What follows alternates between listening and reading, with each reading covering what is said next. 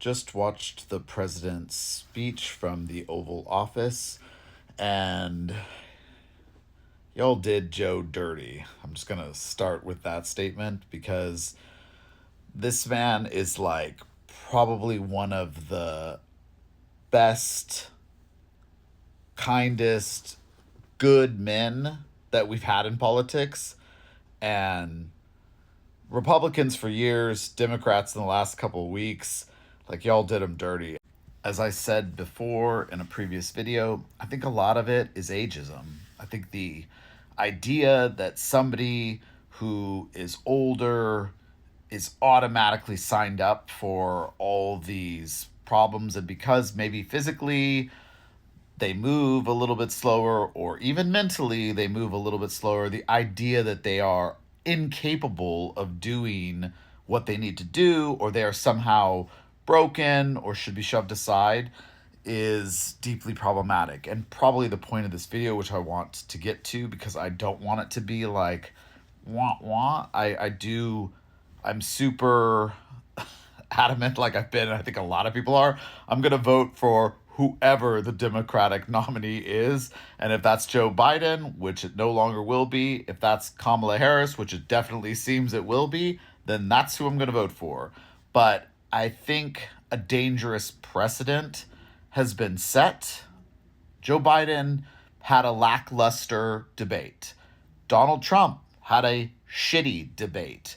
He lied nonstop.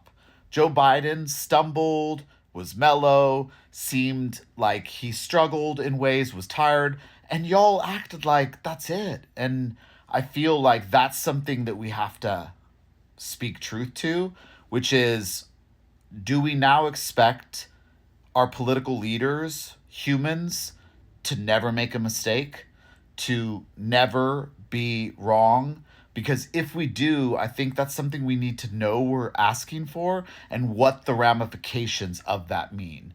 People, if they can never make a mistake and acknowledge that, what happens? Then people lie. And they're the Donald Trumps of the world where they never make mistakes and they always do everything the best. And I am disappointed with Democrats specifically because I feel like we are a party that stands for so many people, so many different diversities, so many minorities, and somehow along the way we kind of threw seniors out the window. I want to state this more clearly. Democrats stand for so many different groups of people, so many minorities, whether they be immigrants, LGBT, disabled, black. We stand for so many different communities. And somewhere along the way, I sincerely believe that we sold out one of those groups, which was our seniors. Because it isn't just about Joe Biden, it is about the symbol and what it looks like to other people. And I think that's something that we have to be conscious of, not as something to shame. That's not my motivation here. I'm not a Republican at all. We absolutely are the best party and we're absolutely going to win because a lot of people are going to put in a lot of work and make it happen. But we have to remember that we can continue to evolve.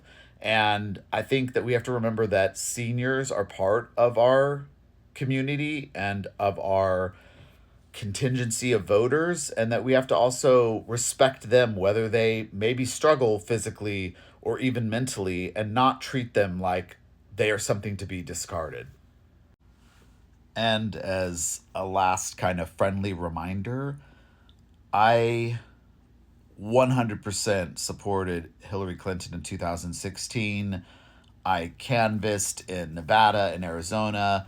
I made videos. I run accounts still today on social media for her. And I'm telling you, if you think that an old white man, aka Joe Biden, was something that was going to be hard, you have no idea the misogyny and the sexism and the true hate and ignorance that exist in the world.